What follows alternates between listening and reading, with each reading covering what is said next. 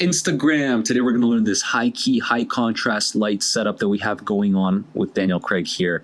So the very first thing we're going to do is pull the camera back to about 50 mil. We're going to fix our background up, get a nice light gray or even white would work. Shorten it up.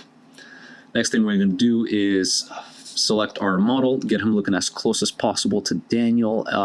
We want to add a little bit of reflection on him, on his skin, so we can see the light balance, and definitely bump that bronzer up. You can also do that in post with HSL. Get him nice and close to the background. We want to remove any and all shadows.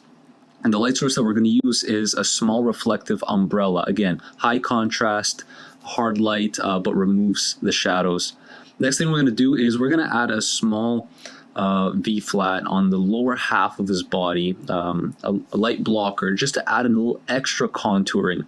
And then we're going to add a reflector for the top right of his face, just to add a little bit of fill light and rim light.